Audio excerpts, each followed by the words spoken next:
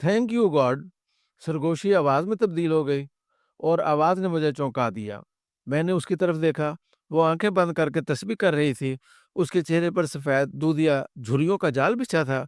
मैंने इससे पहले किसी चेहरे पर इतनी झुर्रियाँ नहीं देखी थीं, लेकिन इन झुर्रियों, इन शिकनों में भी एक तकद्दुस था। उसके चेहरे पर नूर भी था और कशिश भी, और ये कशिश और ये नूर देखने वालों की नज़रों को जकड़ लेता था। मैं भी देर तक उसे देखता रहा। ट्रेन चल रही थी, खिड़कियों के मंज़र तेज़ी से बदल रहे थे। ट्रेन की खिड़कियाँ अजीम फोटोग्राफ बन चुकी थीं। अप्रैल का महीना था, सूरज की किरणों में धुंधली आ चुकी थी। रेलवे लाइन के दोनों तरफ फूल ही फूल और सब्ज़ा ही सब्ज़ा था। हमारा डब्बा नौजवान सियाहों से भरा था। ये लोग जर्मनी के किसी गैर मारूफ शहर से ट्रेन में सवार हुए थे। ये महीनों के जगराते का शिकार थे। चुनाचे ये ट्रेन में सवार होते ही आड़े तिरछे होकर लेट गए।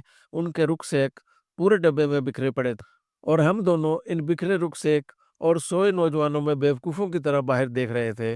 वो मेरे सामने की नशिस्त पर बैठी थी। वो नन्हों के स्याह लिबास में मलबूस थी, सर पर स्कार्फ था, चेहरे पर बुजुर्गी की झुर्रियाँ थीं और हाथ में पत्थर की मोटी तस्बीह। मैं आपको ये भी बताता चलूँ, तस्बीह हम दोनों में कॉमन थी।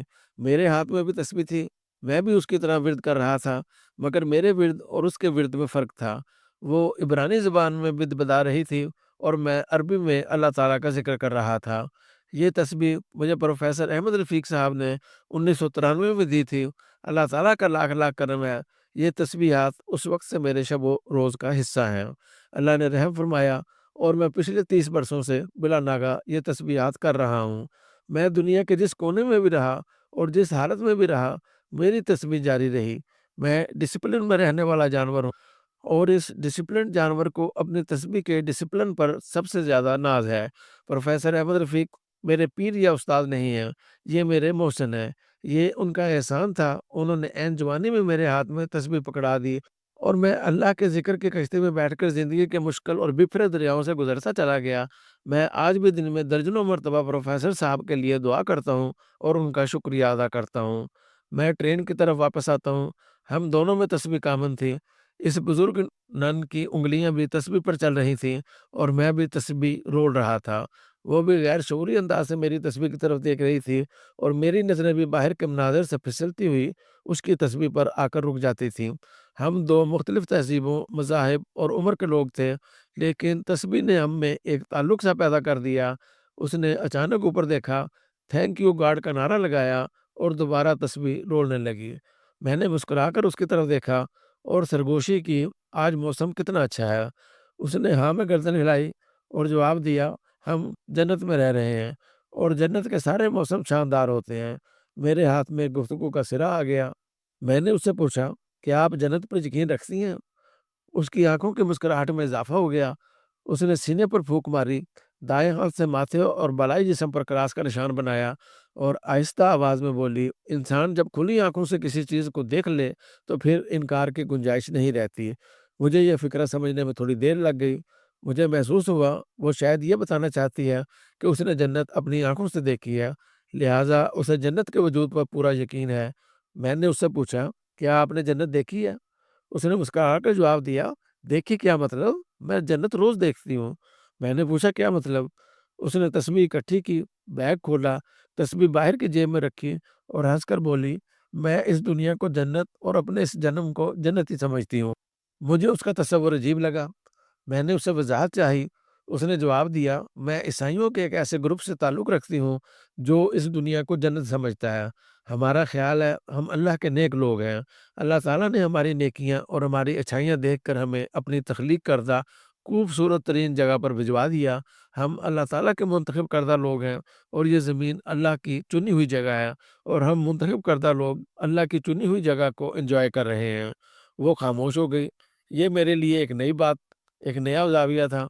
मैंने ज़िंदगी को इससे पहले कभी इस ज़ाविये से नहीं देखा था, लिहाजा मैं हैरत से उसकी तरफ देखने लगा। वो मेरी परेशानी भांप गई। वो मुस्कुराई और फिर बोली, हम लोगों का ख्याल है, हम जब मरने के बाद अल्लाह ताला के सामने पेश होंगे तो अल्लाह हमसे पूछेगा, मैंने तुम्हें अपनी जन्नत में भिजवाया था, तुम 70 साल मेरी जन्नत में रहे, अब बताओ तुमने वहाँ क्या किया? और इसके साथ ही हमारा इम्तिहान शुरू हो जाएगा। वो दोबारा रुक गई। मैंने लंबा सांस लिया और अर्ज किया, लेकिन आसमानी मज़ाहिब का तसव्वुर मुख्तलिफ है। ये समझते हैं یہ دنیا ایک عارضی امتحان گاہ ہے۔ انسان پرچہ حل کر کے واپس اللہ تعالیٰ کے سامنے پیش ہوگا اور اللہ تعالیٰ پرچہ دیکھ کر مارکنگ کرے گا۔ پاس ہونے والے جنت میں چلے جائیں گے اور فیل شدہ دوزخ کا رزق بن جائیں گے۔ بات ختم۔ وہ مسکرائی اور بولی، ہم بھی اسی تصور پر ایمان رکھتے ہیں، بس ہماری تشریح ذرا سے مختلف ہے۔ میں نے عرض کیا، مثلاً؟ وہ بولی، مثلاً کیا جنت میں ظلم ہوگا؟ میں نے انکار میں سر ہلا دیا۔ وہ بولی، کیا اللہ تعالیٰ نے ہمیں زمین پر ظلم سے پرہیز کا درس نہیں دیا؟ کیا یہ ہمیں اپنی اس جنت میں ظلم سے باز رہنے کا حکم نہیں دیتا؟ میں خاموش رہا۔ وہ بولی، آپ دنیا کا کوئی مذہب کھول کر دیکھیں، آپ کو خدا اس مذہب کے ذریعے جھوٹ، مکر، فریب، ظلم، زیادتی، منافقت، بے ایمانی، ناانصافی، اقربا پروری اور لالچ سے روکتا نظر آئے گا۔ کیوں؟ کیونکہ خدا اپنی جنت میں یہ بدبودار کانٹے پسند نہیں کرتا۔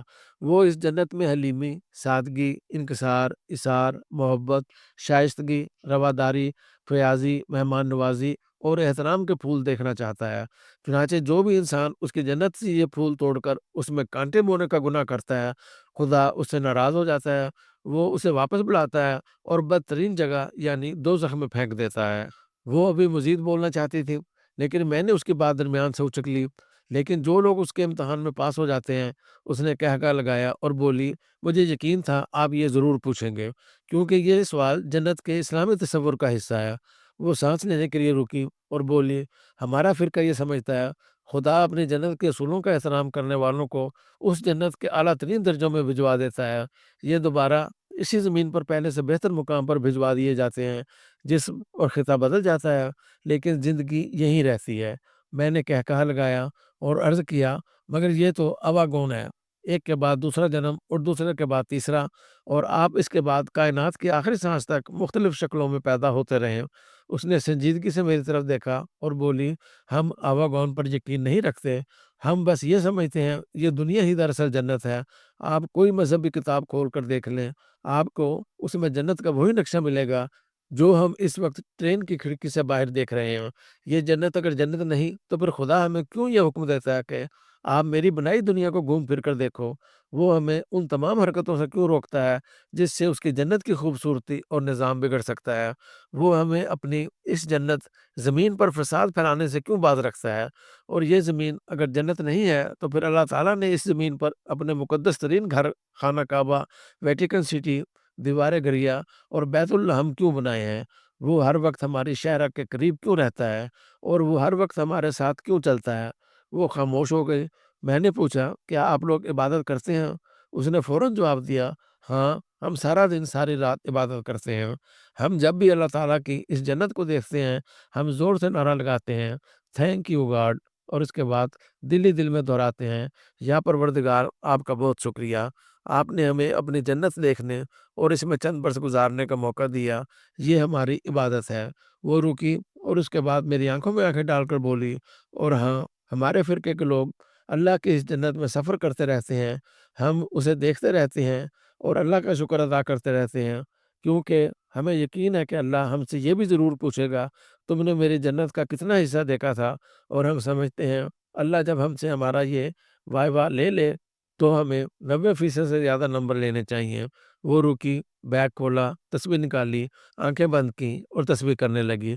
میں پریشانی میں کبھی کھڑکی سے باہر بکھری جنت کو دیکھتا اور کبھی اس بوڑھی نن کو جس کے چہرے کی دھریاں لٹھے کی شکن آلود رومال کی یاد دلاتی تھیں۔